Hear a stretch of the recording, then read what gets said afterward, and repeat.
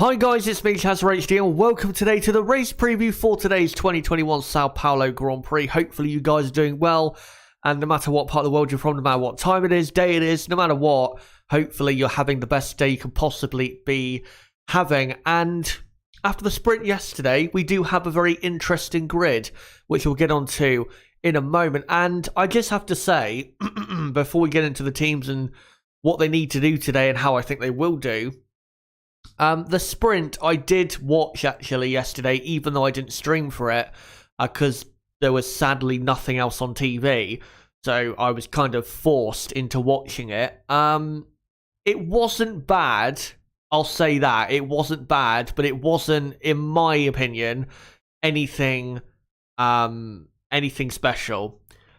The only real highlight was Lewis Hamilton coming through the field after, of course, his disqualification because his rear wing gap, or the gap rather, in his rear wing was more than 85 millimeters after it was measured after the Friday qualifying session. So that's why, just a reminder as to why Lewis Hamilton started the sprint from the back on not on pole position.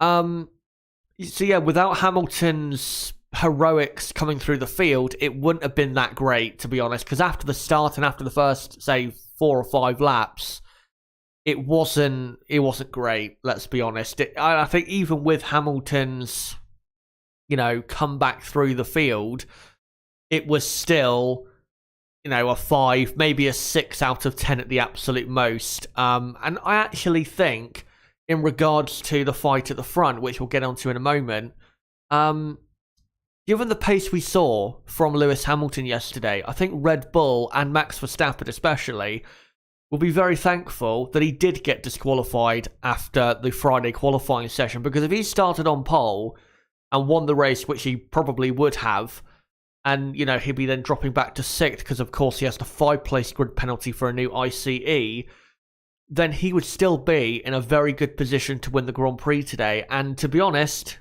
I still think Hamilton can absolutely win the Grand Prix today. It's going to be tough, but I still think it is a possibility.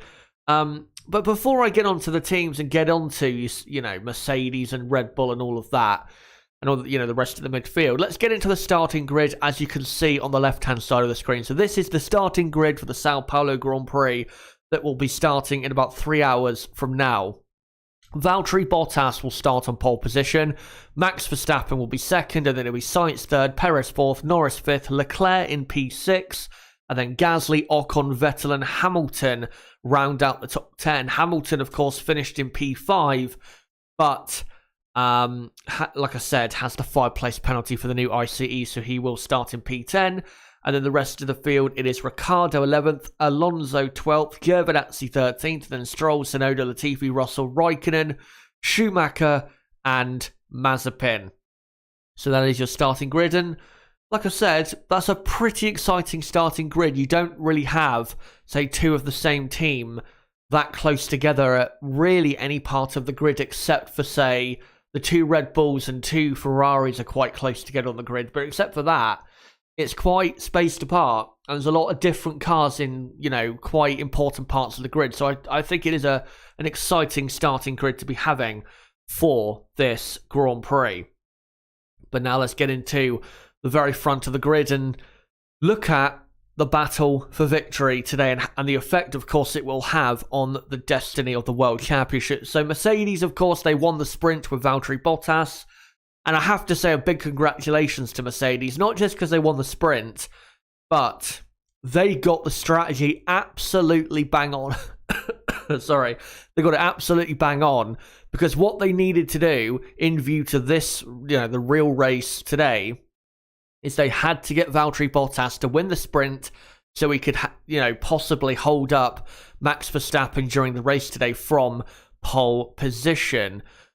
And the strategy they went with was absolutely the one they had to go for. They could have easily gone for the medium tyre, and, a lot of teams did do that. And it was, in terms of, the best strategy for the sprint, the best tyre to start on was definitely the medium compound.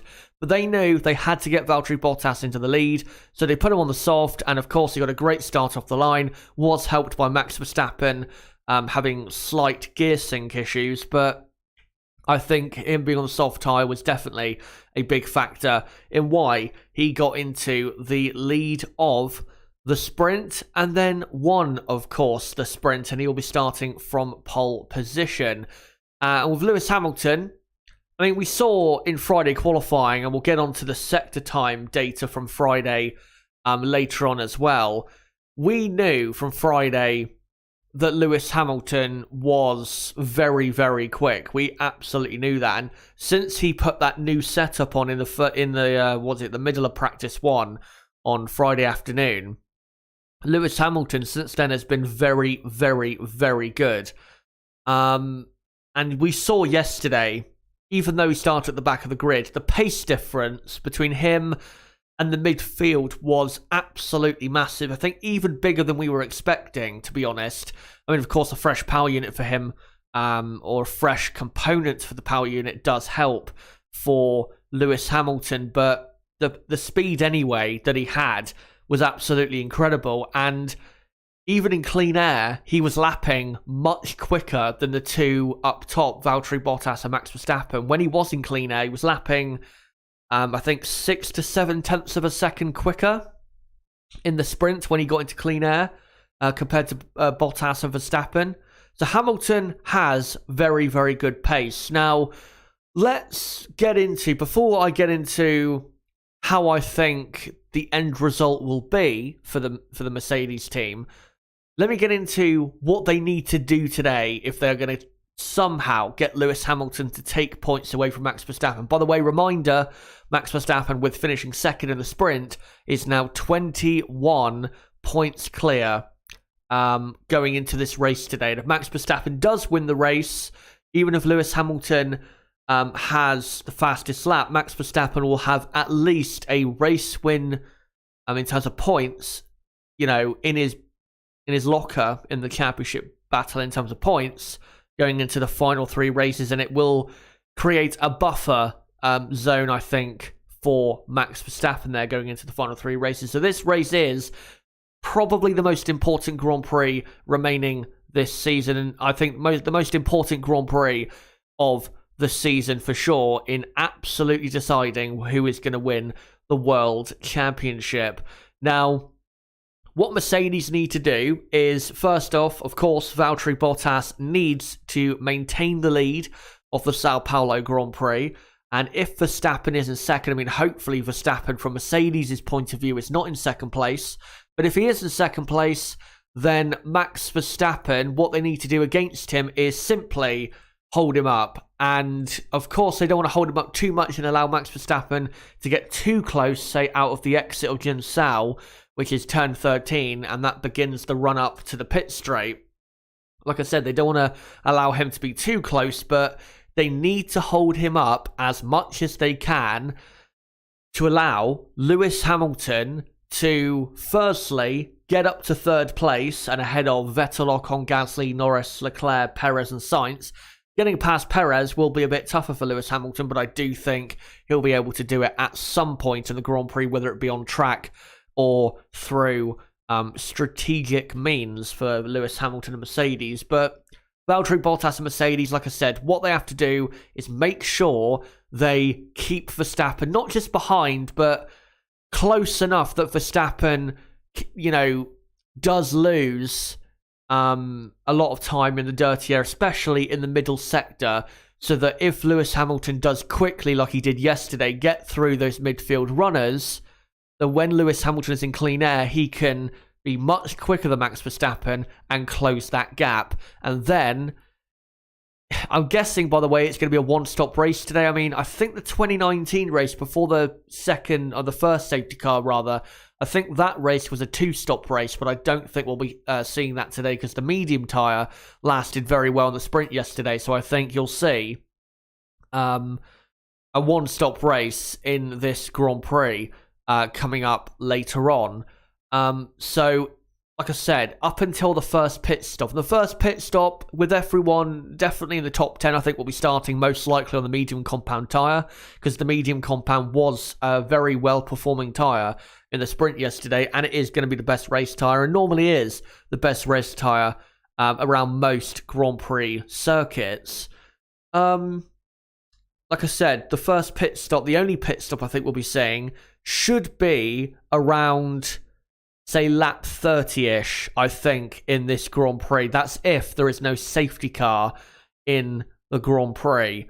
So if Bottas can keep Verstappen behind until lap 30 and Hamilton can get his way past the midfield runners by, say, lap 10 to 15 at the absolute most, and then get past Sergio Perez by, say, lap 20-ish, then that gives Hamilton 10 or so laps to then get after Bottas and Verstappen. If Bottas can keep holding him up, then of course Lewis Hamilton should gain quite a bit of time on his teammate and Max Verstappen. And then when we come to the first pit stops, I think what Mercedes have to do is firstly make sure that Red Bull do not get the undercut working and, get Verstappen ahead of Bottas, because then the plan will really just fall away from Mercedes, and the race will fall away from Mercedes if they allow that to happen. So, like I said, they've got to hold up Max Verstappen, but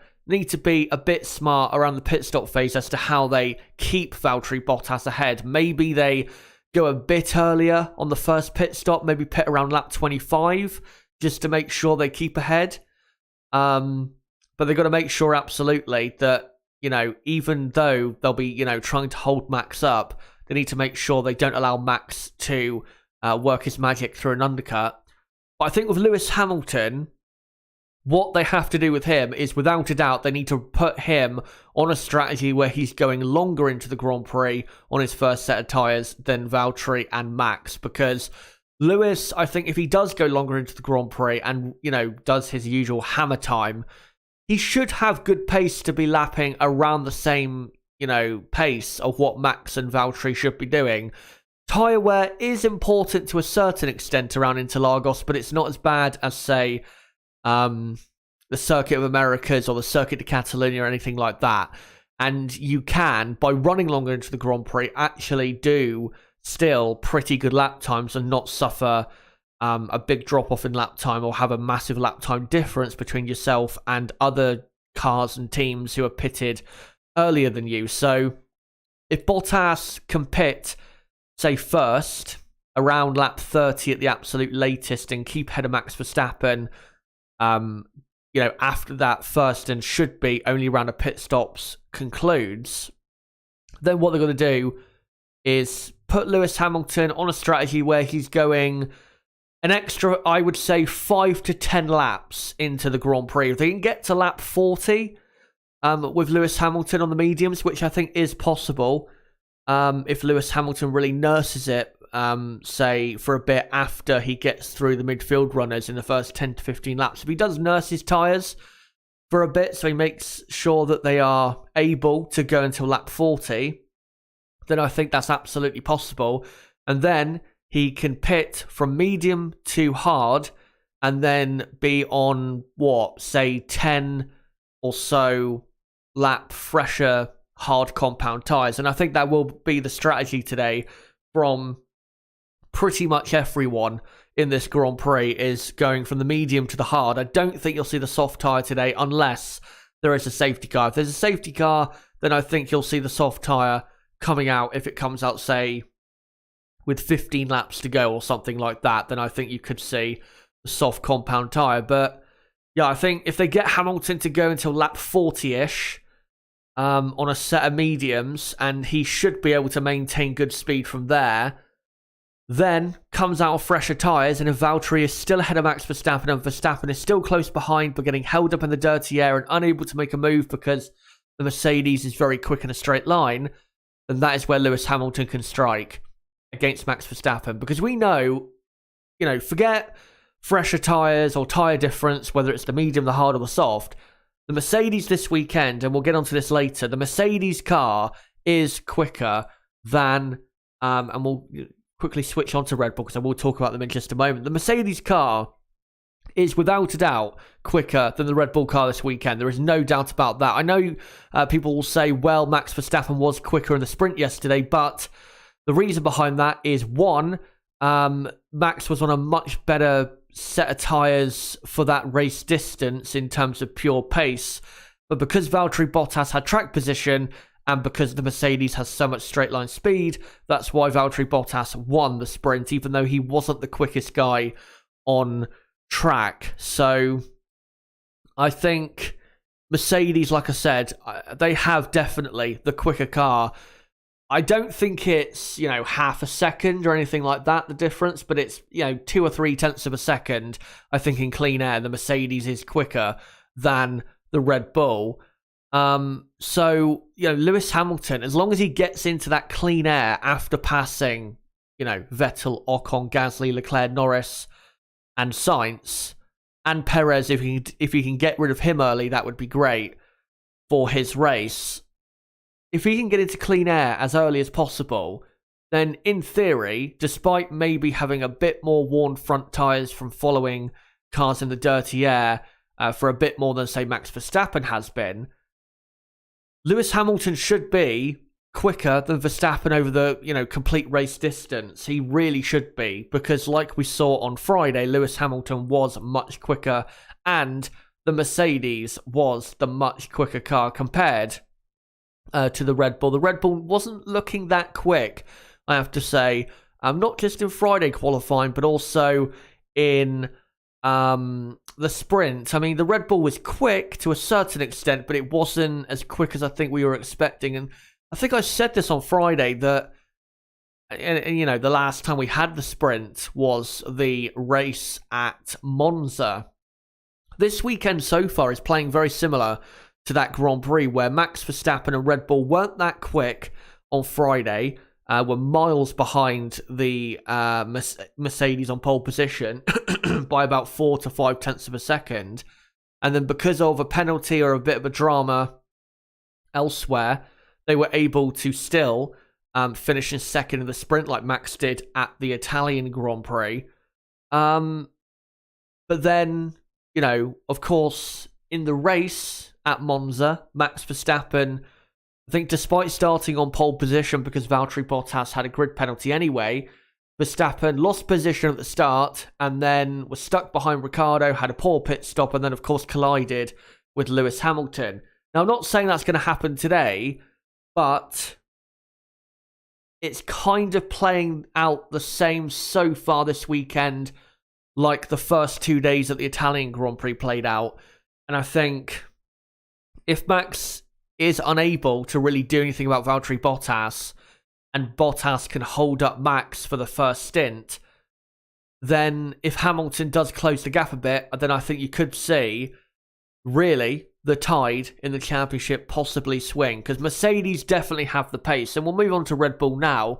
Red Bull, I think their job has got to be really with Max Verstappen. I don't think Red Bull will most likely outscore Mercedes in today's race, because I think Mercedes do have the quicker car.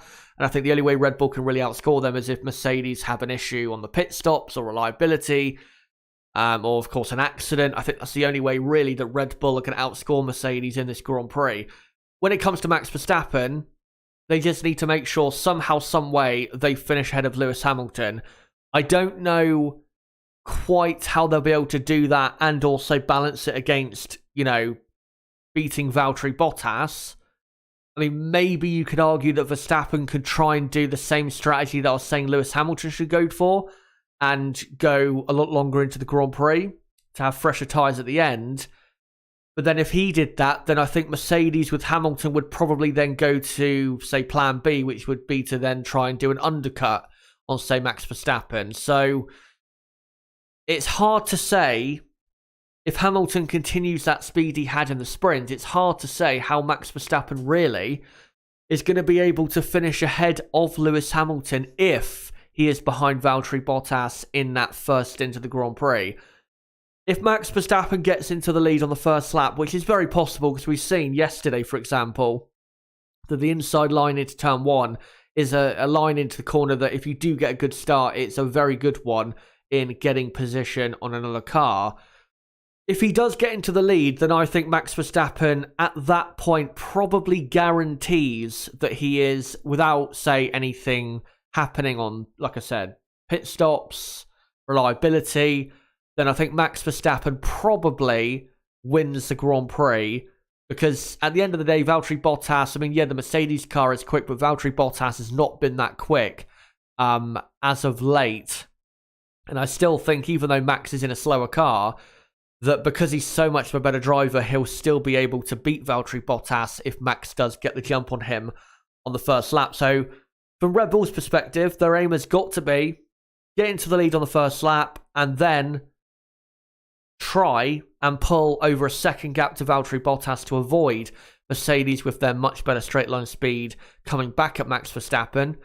And I think if Verstappen does get into the lead on the first lap, then that will protect him the most from Lewis Hamilton and what he can do against Max Verstappen at the later stages of the Grand Prix. Because, like I said, if Verstappen is stuck behind Bottas for the first stint, then that will play a lot into Hamilton's hands, and Hamilton should be able to close the gap during the first stint to something under 10 seconds, really, to Bottas and Verstappen. But if Verstappen can get into the lead, then he should be able, whilst Lewis Hamilton is making his way through traffic, he should be able, Max, then to pull enough of a gap to be safe enough to beat Lewis Hamilton in today's Grand Prix. With Sergio Perez, his aim is simple: get past Carlos Sainz as soon as possible, and then when Lewis Hamilton inevitably gets through Vettel, Ocon, Gasly, Leclerc, Norris and Sainz, if Perez can indeed get past Sainz on the first lap, then to try his best and hold up Lewis Hamilton for as long as possible. But if Sergio Perez does not get ahead of Carlos Sainz, then, I mean, as we saw yesterday, Sergio Perez, I mean, he had a couple attempts on Carlos Sainz and a couple attempts at getting past, but Sainz really, for the final 2/3 of the sprint, wasn't under that serious of a threat from Sergio Perez. So if Perez, like I said, if he is stuck behind Carlos Sainz, then I think Perez, honestly, will be quite easy meat for Lewis Hamilton, because Perez, of course, he'll be losing time in the dirty air of Carlos Sainz through the middle sector. The Mercedes is much quicker, and the Mercedes then should be able to get a good run on Perez down the straight. So Perez has to get past Carlos Sainz as soon as possible. And then, hopefully, from Max Verstappen's perspective, he can hold up Lewis Hamilton as much as possible before Max makes his first pit stop, whether Max is in second or in first position. But honestly, a lot depends on the start here. Very similar to Mexico, where in Mexico I said, if Mercedes can maintain a 1-2 at the end of lap 1, then Mercedes should be able, say if Hamilton was in the lead that time, if it played out that way, then Mercedes should be able then to go on and win the Grand Prix, because they have track position and the superior straight line speed, which makes them very hard to overtake. And I think here, again, the start, absolutely crucial to the end result. So if Valtteri Bottas can hold up Max Verstappen, then we could see Lewis Hamilton come through and win this race. We could see that happen. But if Max Verstappen gets into the lead on the first lap, then I think Max Verstappen will most likely win the Grand Prix. My prediction is that Max Verstappen will get into the lead on the first lap, and Max Verstappen will win the Grand Prix. I don't trust Valtteri Bottas to do that second driver job, I guess you could say. We'll see if he can, and his pace and, I think, consistency in the sprint yesterday was quite good, but I just don't think, if you've seen what he's been like this season, I don't think he'll be able to continue that in the race today, and I think Max Verstappen will get ahead of him on the first lap. And I think even if Verstappen gets a sniff of an inside line into turn 1 on the first lap, he is just going to throw it right down the inside of that corner, and I don't think Valtteri Bottas is really, if that does happen, going to be able to fight that hard. So yeah, I think Max Verstappen will win the Grand Prix today, because I think he will get into the lead on the first lap. And then in second, I think will be Lewis Hamilton, because at some point in the Grand Prix, Valtteri Bottas, he'll be much slower than Lewis Hamilton during the Grand Prix for sure, but at some point he'll have to let Hamilton through, so Hamilton can gain some extra points and not going to allow Valtteri Bottas, of course, to finish in second if Hamilton is not that far behind in P3. And then I think you'll have Perez in fourth and then fifth and sixth, and the rest we'll just quickly get into now. So McLaren, yesterday, 5th and 11th on the grid. Of course, they finished in P6 and P11 in the sprint. Daniel Ricciardo had a pretty disappointing sprint session, to be honest, but he hasn't looked that great, if I'm being honest, so far this weekend. Lando Norris, I thought, put in a very good effort in the sprint to finish in 6th place and to finish, to be, starting on the grid in P5. And I think he is definitely in a position to finish at the front of the midfield pack. His two main rivals are definitely the two Ferraris of Carlos Sainz and Charles Leclerc. And we saw in the sprint yesterday that Lando Norris was definitely quicker than Charles Leclerc in the sprint yesterday. And Carlos Sainz, of course, on the soft compound tyre, he did struggle at times on that tyre. And Norris wasn't too far behind, really, during that sprint, even when behind Charles Leclerc. So I think with McLaren, I think they will end up beating Ferrari today with Lando Norris. I think Norris will be the highest placed midfield car/driver in this Grand Prix today. With Daniel Ricciardo, though, it's hard to say what he can do, because when you watch the sprint yesterday, he was stuck behind Vettel, Ocon and Gasly and wasn't really able to go anywhere. If Norris was in that position, I think Norris probably would have made a position or two. So Ricciardo, that's what I mean. He's not really seemed that on it this weekend so far. So for Ricciardo, hard to say really what he can do in regards to the two Ferraris, who of course he does need to help his team in the constructors to score some vital points. Because if Lando Norris does finish in P5 behind the two Red Bulls, two Mercedes, then even if Ferrari finish P6, P7, and Ricciardo doesn't get in the points, then of course Ferrari will outscore McLaren. And McLaren, of course, need the points to outscore the Ferrari team. So Ricciardo, I think he can probably get his way past Sebastian Vettel in the first stint, because I think even though Aston Martin have not been that bad, say, on the Sebastian Vettel side of things, I think in a longer race with a lot heavier fuel, I think the McLaren is definitely better than the Aston Martin. I think better suited to the 71-lap race and the 24-lap sprint. So I think he can get past Sebastian Vettel, and then he should be able to get past Esteban Ocon. The problem is that if it does stay the way the grid is, if it stays that way on the first lap, then I think, honestly, he will struggle to get past Pierre Gasly, because Gasly has been quick all weekend. The AlphaTauri also very quick.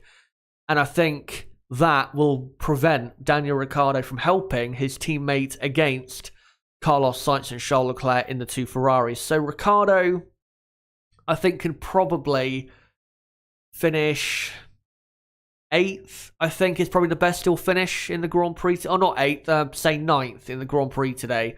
I think that's probably where he will finish. And I think Gasly probably finishes in 8th place. And then, like I said, I think Norris will probably finish in P5 with Carlos Sainz 6th and Charles Leclerc 7th. And I think Ferrari, because Ricciardo is kind of out of position there in P11, I think Ferrari will come away with more points. And let's quickly go on to them now.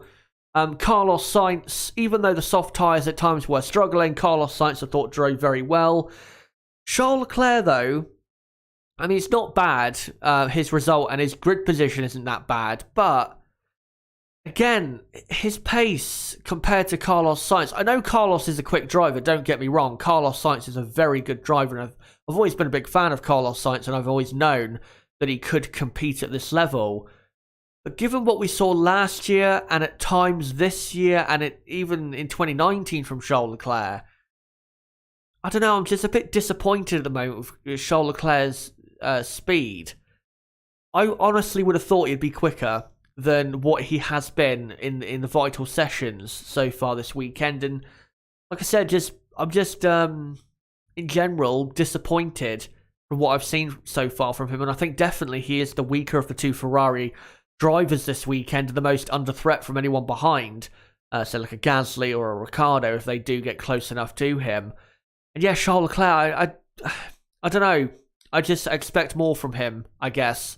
Like I said, Carlos Sainz is a great driver, but I thought Charles Leclerc was maybe just a slight step up on Carlos Sainz in terms of talent and speed, but he isn't really showing that at the moment, and he might struggle to finish ahead of Carlos Sainz in the Drivers' Championship, which of course could play an important role in future contract discussions if Carlos Sainz can beat Charles Leclerc in the Championship in his first season with the Scuderia.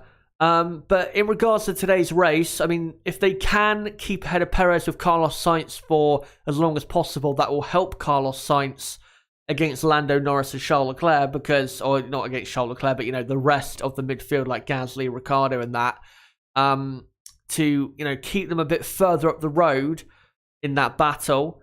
But at some point, Sergio Perez will pass Carlos Sainz because the Red Bull, over a 71 lap distance, the Red Bull car is quicker than the Ferrari. It absolutely is. We saw that in the sprint yesterday, that even in 24 laps, Max Verstappen compared to Carlos Sainz was almost a pit stop ahead by the end of the sprint. So the Red Bull is absolutely quicker.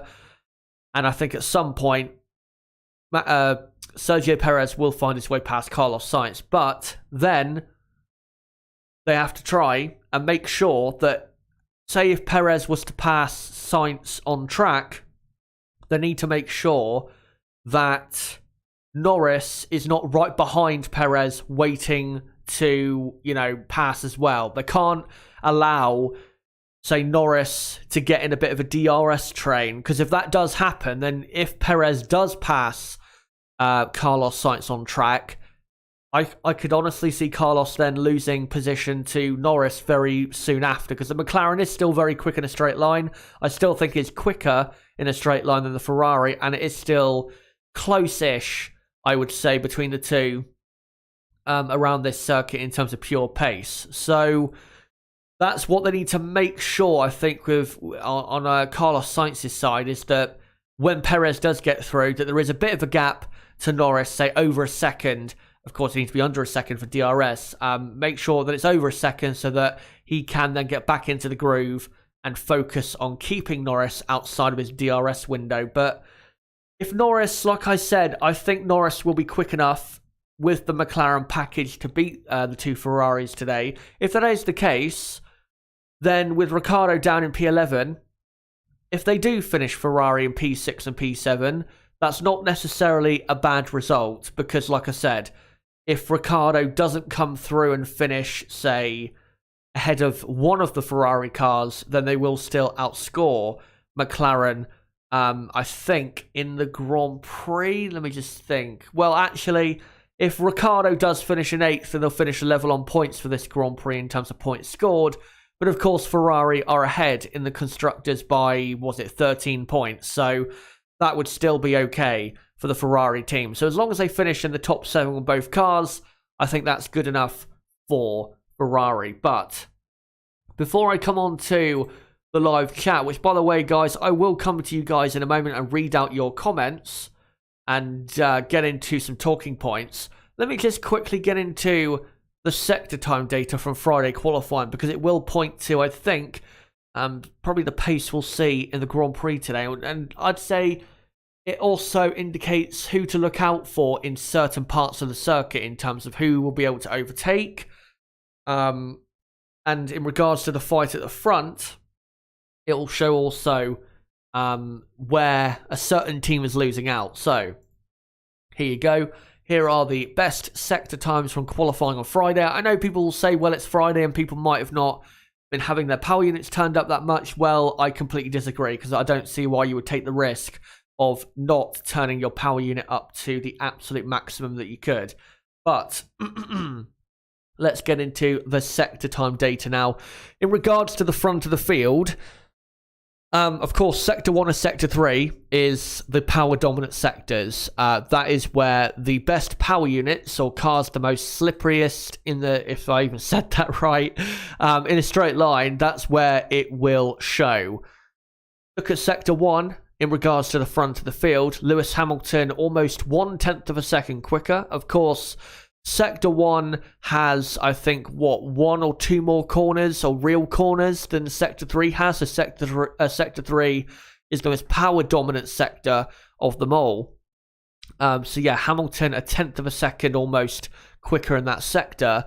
The most surprising thing, and you can see, by the way, in Sector 3, Hamilton, 1/10.5 quicker. And I know people will say, oh, but the rear wing gap, you know, that does help matters. I still think Lewis Hamilton would have got pole position on Friday if it wasn't for that gap. And I'm not quite sure what the exact gap in the rear wing was, but I still think Lewis Hamilton would have got pole position because he was so quick. And you can see what's the most interesting thing is the middle sector. Lewis Hamilton, 0.2 of a second quicker, and even Valtteri Bottas almost level with Max Verstappen in that second sector. Now, middle sector is where I think we were all expecting Red Bull to probably, if they were going to be quicker in any sector of the track, that's where Red Bull would be quicker. But you can see in Sector 2, they're at least level if it's Verstappen versus Bottas. But with Hamilton at the wheel, they are clearly Mercedes quicker in Sector 2. And that is definitely a surprise. And I think Red Bull, that's probably what surprised Red Bull the most, is how quick they were in Sector 2, because I think even though they probably expected in Sector 1 and Sector 3 to be giving away the time they have, they would have been hoping to be 1/10 or 2 quicker in Sector 2 to make it a bit closer through the rest of the weekend, but that just has not been the case. So, yeah, Mercedes in all sectors are the quickest team, without a doubt, and they absolutely, unless they're on much older tyres, Mercedes are absolutely quicker around this circuit than anybody else, without a shadow of a doubt. And Red Bull, in regards to, you know, Max versus Bottas at the front, like I said, if Max cannot get ahead of Bottas on the first lap, he will struggle to find his way through, because you can see in the power dominant sectors of Sector 1 and Sector 3, he's not that much quicker in Sector 1. And in Sector 3, he is, 1/10 of a second almost down. And the Mercedes, of course, is a lot quicker in a straight line. So as long as Valtteri gets a clean exit off of the final corner, the real corner, Sao, turn 13, I don't see how Max Verstappen is going to overtake Valtteri Bottas, really, in this race, unless Valtteri makes a mistake or he has a significant tyre difference compared to Hamilton. But like I was saying earlier, if Valtteri can hold Max up, you can see the pace difference between Hamilton and Verstappen through the sectors. Hamilton should be able to close the gap to Verstappen in the Grand Prix. Now, we were saying that, on Friday, in the build-up to qualifying and during qualifying, it'd be interesting to see, with Ferrari having their new spec of power unit, how they would perform in the sectors this weekend around a circuit that is very power dominant.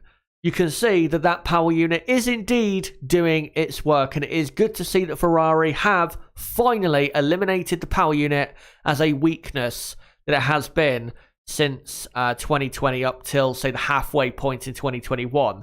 Because in Sector 1, they are the quickest team other than Mercedes and Red Bull, with Carlos Sainz in 4th and Charles Leclerc in P6, and they're not actually that much slower than Red Bull, only by about 1/10 of a second. But I think really the only difference between the Ferrari and the Red Bull in that sector is probably that the Red Bull is better in Turn 1 and Turn 2, and that is what is allowing for the difference between the Red Bull and the Ferrari in that particular sector.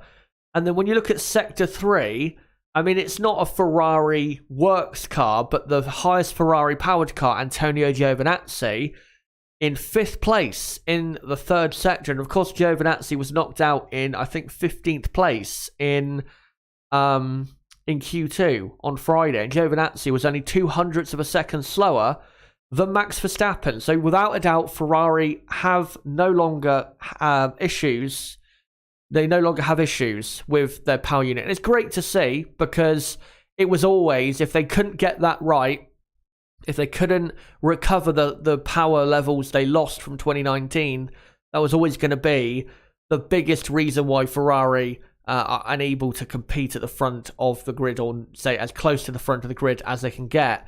Thankfully, they have improved that. But in Sector 2 for Ferrari, I will say they are quite a bit down on Mercedes and Red Bull, which I think will be a bit of a disappointment. I mean, I know Ferrari have given up development on this car, aerodynamically speaking, really since the French Grand Prix back in June. But they're losing, half a second to Mercedes in Sector 2 alone, and about 0.3 to Red Bull. They would have been hoping, I think, to be a bit closer than that, if I'm being honest. But yeah, Sector 1 and Sector 3, Ferrari-powered cars looking a lot better. And you can even see in Sector 1, the two Haas's quicker than the two Williams's, and even Yuki Tsunoda and Lance Stroll. So Ferrari-powered cars a lot stronger now around these types of circuits than they would have been a year ago. With McLaren, if you look at the sectors, I think you have to say that McLaren really, except for Sector 1 and 3, can't really keep up that much with Ferrari. I mean, Sector 1, it looks as though it's basically level between Ferrari and McLaren. Sector 3, which, like I said, is the most power dominant, and Mercedes, I still think, have the best power unit on the grid right now.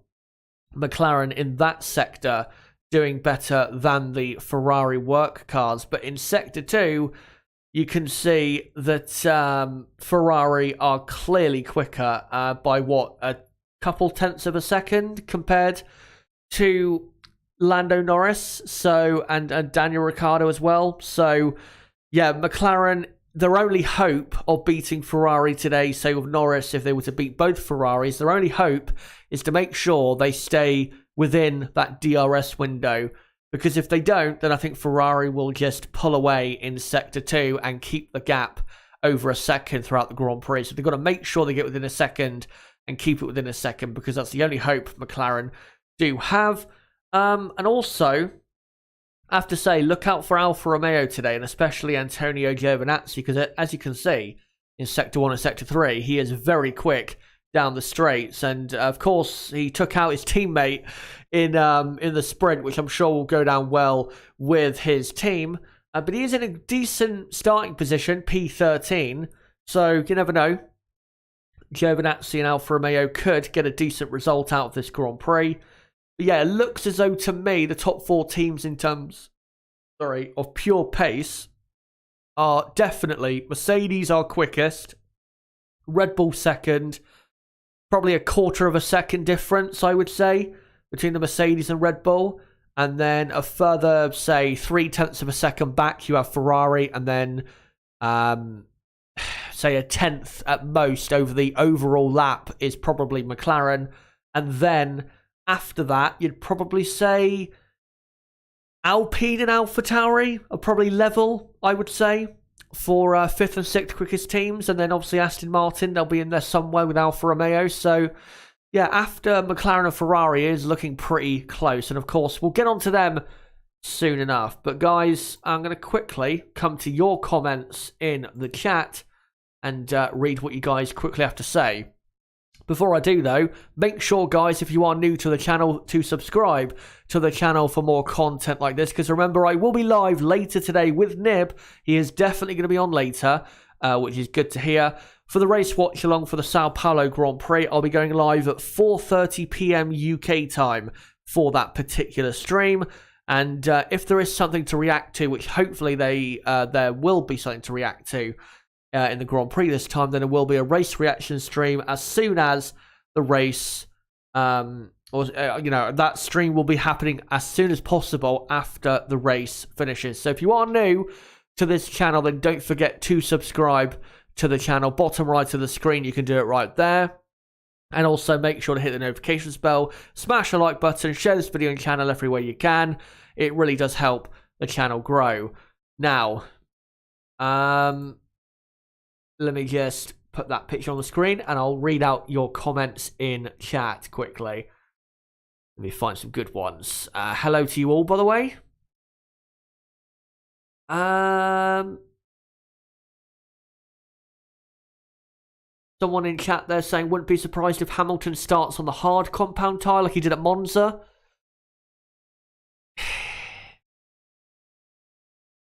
Maybe. I think with the Italian Grand Prix, he started that race, was it 4th on the grid? So even though he started on the hardest compound, and maybe with the first few laps it did, slow him down a bit compared to the leaders who I think were on medium compound tyres. I think because he was still pretty much at the front of the grid and had clear enough air and didn't have to work his way through so much traffic, I think that's what benefited him in that case. But I'm not sure they'll go with that strategy today. The reason being is because they need to get through those midfield runners as soon as possible. And I think if he does start on the hard, if he starts on the hard, he will get past them all. But I think he'll get past them slower if he's on the hard. And of course, the hard compound tyre doesn't fire up as quickly as the medium or the soft if you were to start on that. So I don't think he'll go for that today. And I don't think it will work as well today. Because, like I said, I don't think he'll get his way through the traffic as quickly as he needs to if he's on the hard. If he does, though, start on the hard and gets through the midfield runners by, say, lap 15 at the absolute most, then that would be great. And that would be very, very good going forward then from, say, lap 15 to 71. Of course, 71-lap race. Because then he could go even longer into the Grand Prix, say to lap 40, 45, and then go for these softer, fresher tyres for the end and be amazingly quick.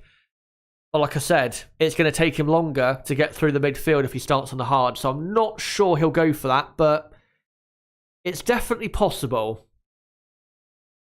Chance to put Lewis on hard tyres, not mediums. What if a safety car comes out? Like I said,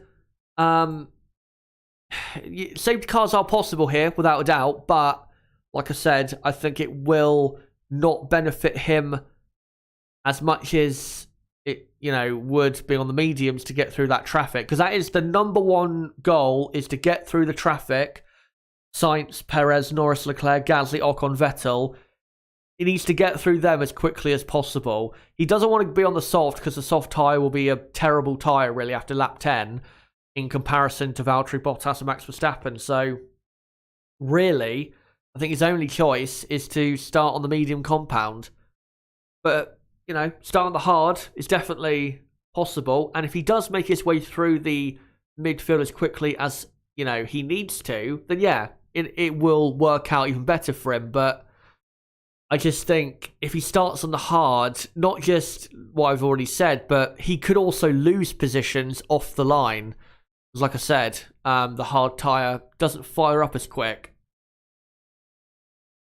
Mr. Young Haglian, I think it is, asks, why has Leclerc been slow in Mexico and now Brazil? I don't know why. He's not been bad. Let's make sure to say that. He's not been bad in the last couple of races. He's still been pretty good, but not as good as what we've seen previously.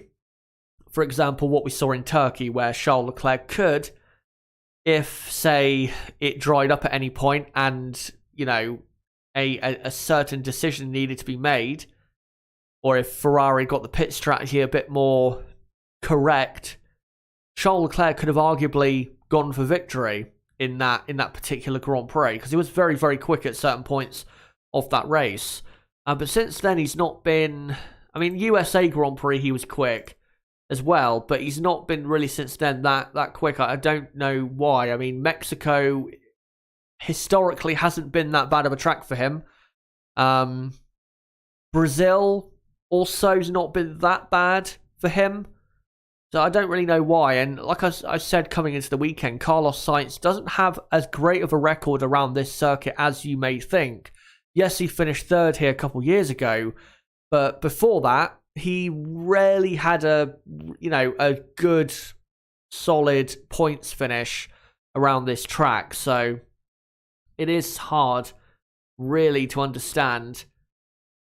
Addiction says soft to hard is not bad. Soft can last 30 laps. It can last 30 laps, but will it be quick enough over 30 laps? That's what you need to ask yourself. And I think we saw during the sprint that the soft tyre is good for, say, 6 or 7 laps. I think in the race today with heavier fuel, probably be good for, say, 10 laps. But after that, you're going to be losing a lot of time compared to your rivals. So I think it will not be a beneficiary being on that compound. And of course, you'll have to pit earlier to go onto the hard, and that will then cost you compared to whoever's starting on the mediums, because they'll be able to go longer and have fresher tyres for the end of the Grand Prix. So, I mean, I think you may get a couple people on the soft compound tyre, but it's not the best strategy for this race. It's not the quickest strategy for this race. The quickest, I think, without a doubt, is medium to hard, and then pitting from the medium onto the hard around lap 30-ish. I think that's probably the quickest way to do the race today. Let me just look at some other comments here. What do you think about Red Bull complaining about the rear wing of Mercedes?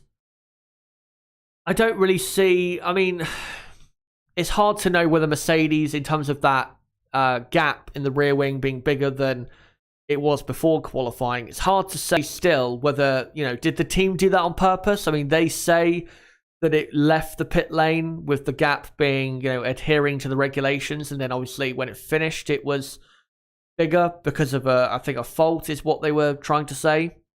I mean, who knows? Maybe they did do something to the rear wing to cause that to happen, but I don't think Mercedes, their pace this weekend, I don't think that's down to the rear wing. I think it's down to the power unit, and I think that's why Mercedes have been so quick. They do go better by the looks of it at the moment around circuits that have a higher top speed, and that's what this circuit is compared to, say, Mexico, where Red Bull, except for qualifying, really hammered Mercedes. So I don't think the rear wing is playing that big of a factor, really, in the pace difference this weekend, because you saw even in Sector 2, in that sector time data I showed, Mercedes was still quicker than Red Bull in that sector, where a gap in the rear wing isn't going to help that much, really, through there. Let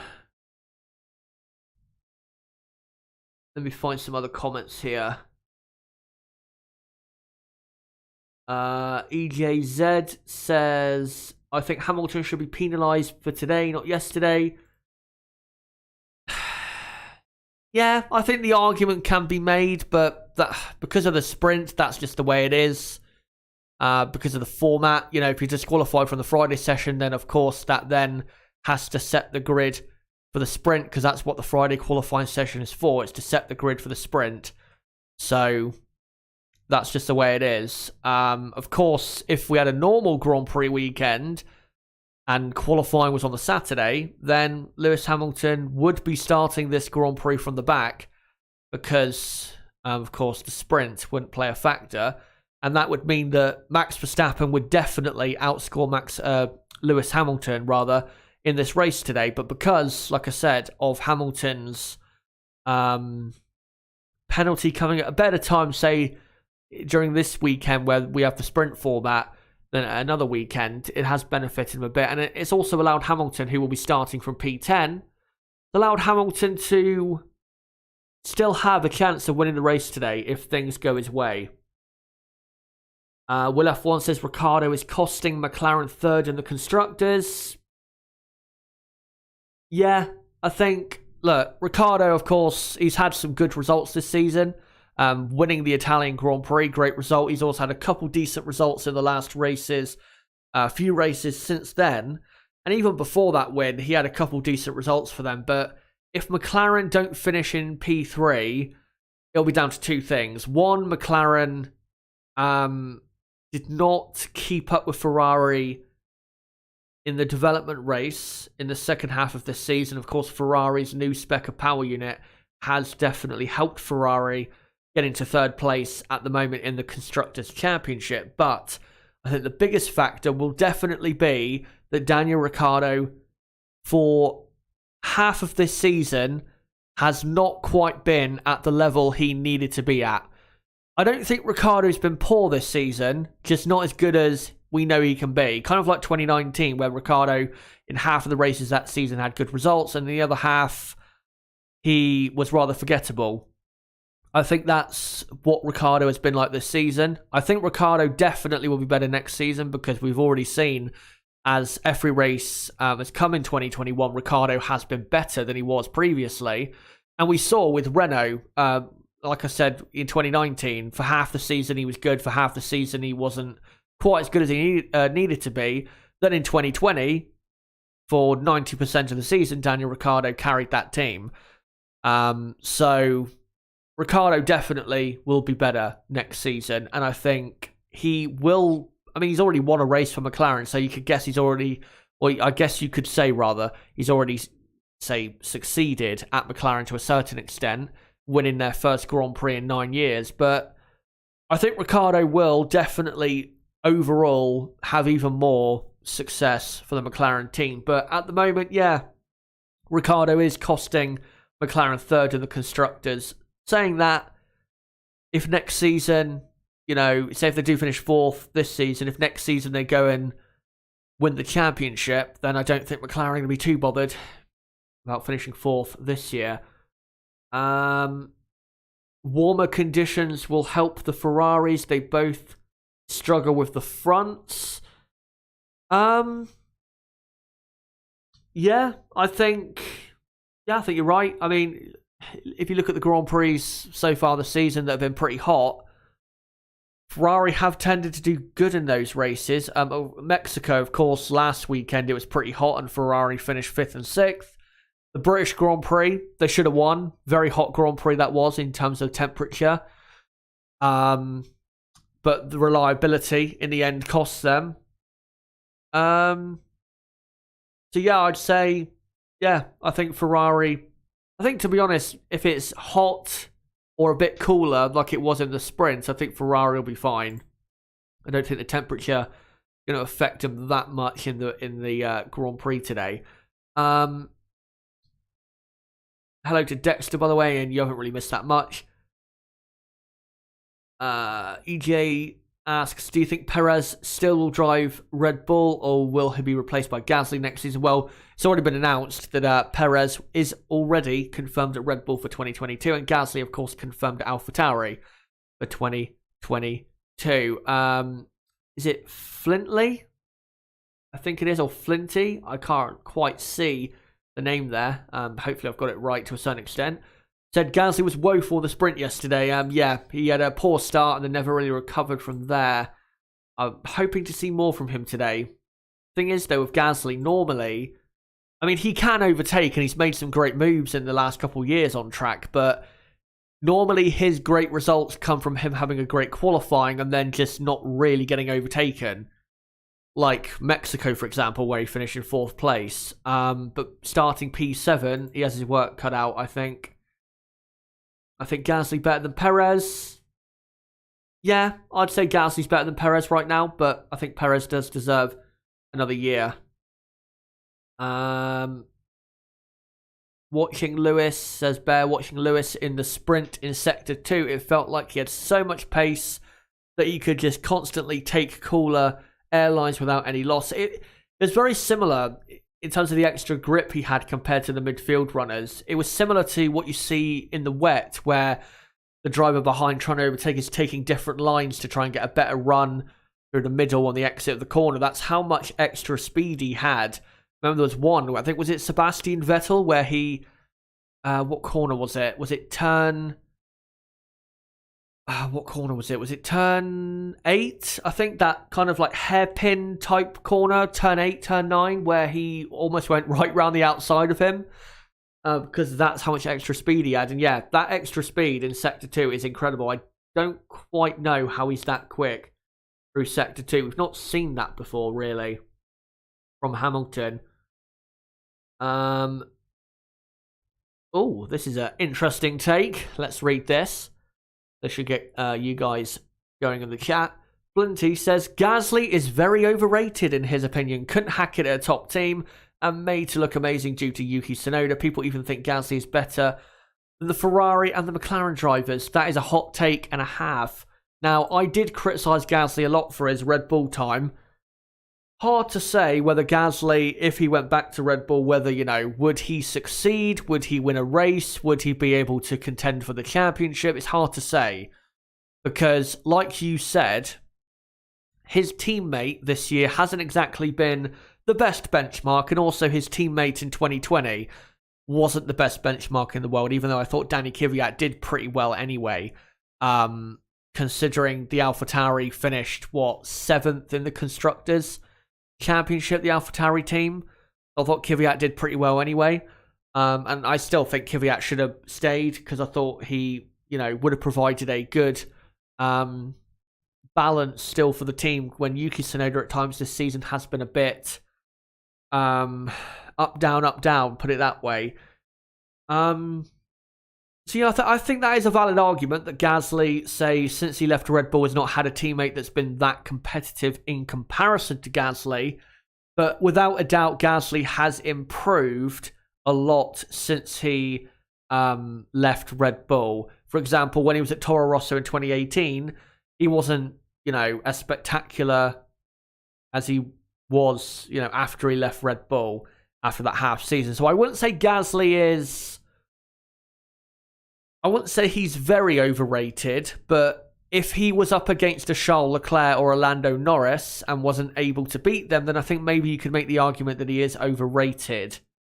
But it's hard to say because, hasn't had that great of a teammate for the last couple of years. And, of course, in a different car compared to, say, Leclerc, Norris, Ricciardo, Sainz. That's an interesting take, for sure. Will F1 says, I'm not sure Guan Yu Zhou deserves the Alfa Romeo seat if he does get the seat.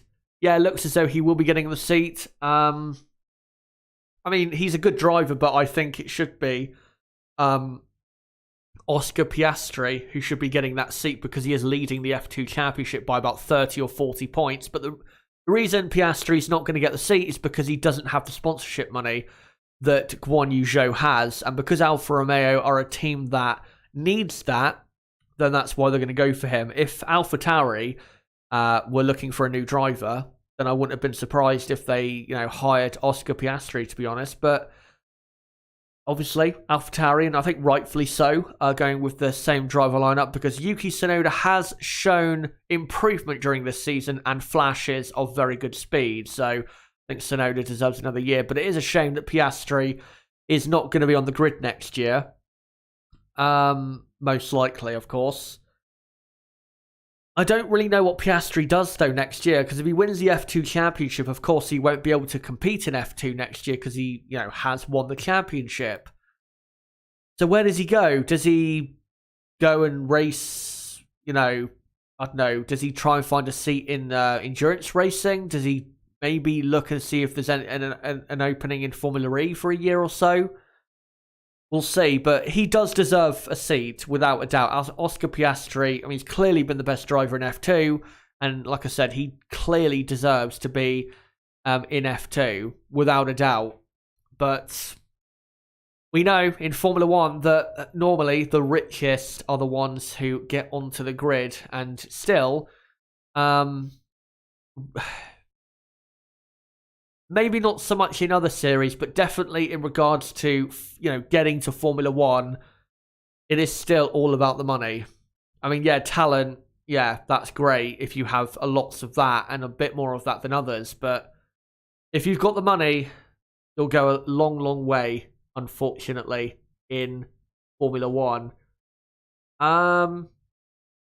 Right, I'll read this or answer this final question and then we'll get on to the rest of the teams because I've been live for over an hour. Stephen Mooney, do you think Button was onto something in saying that Alpine is the only realistic place for Gasly to go to, as it needs to be at a manufacturer team? And by the way, Marco asking, will you do a season review on Haas? To a certain extent, yes. It won't be a very long one because there's not much to really talk about in regards to them. But yes, I will be talking about them at the end of the season in two different pieces of content. And I'll get on to end of season content probably later today if I do the race reaction. I think Jensen Button, I think he is correct in saying that if Gasly, if he wants to have a proper successful career, Gasly does need to find his way to a manufacturer team, or a team that is the main focus of a engine supplier. So, I mean, of course, Honda are leaving the sport at the end of this season, but they will still be using Red Bull, the Honda power unit, and developing it. So Red Bull are still the main Honda team, I guess you could say. So really, Gasly, his options need to be Mercedes, Red Bull, Ferrari, and Alpine. I mean, maybe you could argue McLaren as well is another option, but that does depend a lot on, in the next couple of years, whether McLaren do have success or not. But I think he is right in saying, that Gasly does need to go to a manufacturer team if he's going to properly succeed. He's not going to win a championship or win, really, I think, any more races at AlphaTauri unless there's a lot of luck involved. And let's be honest, his win at Monza was great, very emotional, especially for me. I even cried at his victory at Monza. But, that was a very fortunate win given the circumstances of the Grand Prix and what happened for him to win that Grand Prix. Because I think people forget he qualified, I think, 10th or 11th on the grid. He was decent pace-wise during the weekend, but, it wasn't like he was on for a podium anyway. But the only thing I disagree with is saying that he needs to go to Alpine. The reason is because Alpine are a massive disappointment and an absolute... not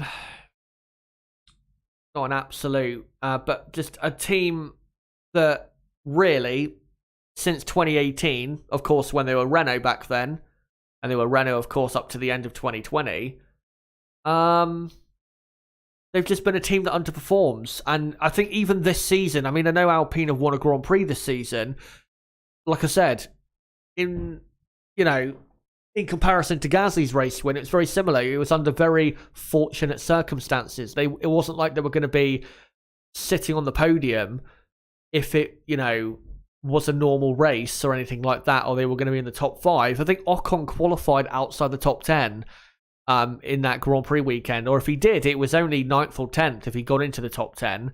So Alpine weren't that quick that weekend, but because of the circumstances of the Grand Prix, Alpine were able to win with Esteban Ocon. If you look at what they've been able to accomplish since the end of 2018, Alpine have not done really anything. They finished 5th in 2019 and were very disappointing. Didn't really kick on after 2018 where they should have been, really starting to bridge the gap between themselves and the front 3 teams and maybe get a podium here or there where, say, a couple midfield teams did in 2019, such as Toro Rosso and McLaren. 2020 was an improvement and they got a couple podiums, I think 3 podiums they got, but they finished 5th in the Constructors, so no real improvement despite there being higher points during the season. And then this season, they're about to drop most likely to 6th in the Constructors. So I think him going to Alpine would not be a good move because I don't think Alpine are ever really, unless next year they turn up with a car that can win races. If they don't, then I don't think Alpine are going to win the championship anytime soon. So I don't think going to Alpine would really be a step up. It'd be a step sideways, if not a step down to a certain extent, for Pierre Gasly. Anyway, let's quickly get into the rest of the teams before we head off. Anyway, Aston Martin, Sebastian Vettel 9th on the grid, did benefit, and does benefit, rather, from Lewis Hamilton, of course, having his grid penalty. That's why Sebastian Vettel starts 9th, and also does benefit from a couple drivers having a poor start at the start of the sprint yesterday. And I think Sebastian Vettel most likely will drop back because I still think Hamilton, of course, he will get his way past in the Grand Prix. And Daniel Ricciardo, I think, will get his way past at some point in the Grand Prix as well. So even though the paces look decent this weekend from Aston Martin, I still think ultimately Aston Martin will end up not getting a point out of this Grand Prix because I just don't think they are as quick as, obviously, the 2 top teams and McLaren, Ferrari, AlphaTauri, and arguably Alpine as well. So, yeah, I think Aston Martin are going to struggle to get a point today. Probably going to hope for, or need to hope for, a couple of retirements and drivers having a very poor start or something like that if they are to get a point. But really, for the rest of the season, there's nothing for Aston Martin to fight for because they are miles away from the teams ahead of them in the Constructors' Championship. For AlphaTauri, like I was saying a moment ago, Gasly, had a poor sprint race, and because I think Ferrari and McLaren do have, I think, a consistently quicker car than the AlphaTauri, and then what Gasly has, of course, I think Gasly will not be able to really overtake the two Ferraris or the McLaren of Lando Norris ahead. So I think Gasly will most likely finish in P8 and hold off Ricciardo behind. Ricciardo, I think, probably won't be able to get his way through the pack quick enough to get Gasly, or get up to the back of Gasly soon enough to have plenty of laps to overtake. So that's why I think Gasly will finish in P8, which if Alpine don't outscore them in the race today, then that would still be a pretty decent result. Because remember, Alpine and AlphaTauri are level on points for 5th place in the Constructors on 106. And of course, outscoring Alpine is now the only aim for the AlphaTauri team. So yeah, 8th place, and hopefully Alpine for them are finishing lower than them, and that would be absolutely good enough. And for Tsunoda in 15th, I think he'll probably make up a couple positions, but I'd really be surprised if he got in the points. For Alpine, they looked pretty good in qualifying. You could argue that, I mean, of course, Pierre Gasly, is always very, very quick in the AlphaTauri, but it's hard to say whether the AlphaTauri is genuinely that quick or whether it's a bit more of Gasly being just so on fire over a single lap. So you could argue that Alpine maybe have a slightly quicker car compared to AlphaTauri. I think it's pretty much level, really, with the AlphaTauris this weekend. Ocon starting 8th. He'll lose position to Hamilton, and I think at some point he will lose position to Daniel Ricciardo as well. I think he will probably be in a fight for 10th place with Vettel and Alonso. Don't know if he will get the point, to be honest. I think really it'll be an Alpine finishing in 10th, but I'm not sure if it will be Ocon or Alonso. We'll have to see. But like I said, with AlphaTauri, same thing really for Alpine. They need to outscore their rival, but given their grid position, I'm not quite sure, compared to Gasly, not quite sure how they can do that today. They'll need probably a bit of craziness in there to get the job done over AlphaTauri. And really for the rest of the season, given how AlphaTauri have improved their car, I'd be surprised if... sorry, there's a very, very loud noise next to me then. I'd be very surprised if Alpine really finished 5th in the Constructors this season, because AlphaTauri have looked much quicker in the past few races. For Alfa Romeo, like I said, Giovinazzi looked very good in Sector 1 and Sector 3 in the sector time data we looked at. And I think he could probably finish, 12th, 13th, but I don't really see a points finish possible. Raikkonen 18th. Of course, Raikkonen took out by Antonio Giovinazzi in the sprint on the beginning of the second lap of the sprint. Looking back at the incident, I don't think actually Antonio really is to blame, because I don't really see what Antonio could have done different. Of course, Antonio was overtaking, I think, Alonso on the inside, Raikkonen around the outside, and I'm not sure Kimi could quite see where Antonio was, and of course Antonio was as far to the left, I think, really, as he could go. So, yeah, I think really there was nothing that Antonio could do different. A shame that it happened, but that's just the way it is. But yeah, I don't think Alfa Romeo are going to score points today. Neither are Williams. But guys, I think that'll be the end of this stream. Thank you guys for coming along to this much longer race preview than normal.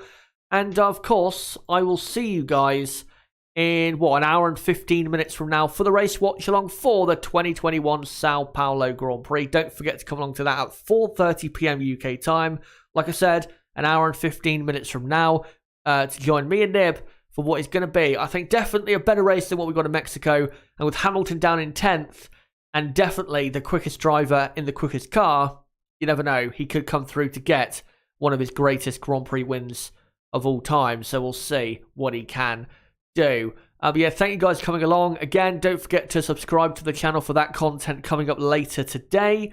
As well, hit the notifications bell, smash the like button, share this video and channel everywhere you can, and don't forget as well to join my Discord server, link below in the description. But guys, until the race watch along in an hour and 15 minutes, it has been me, Chazza HD. Goodbye.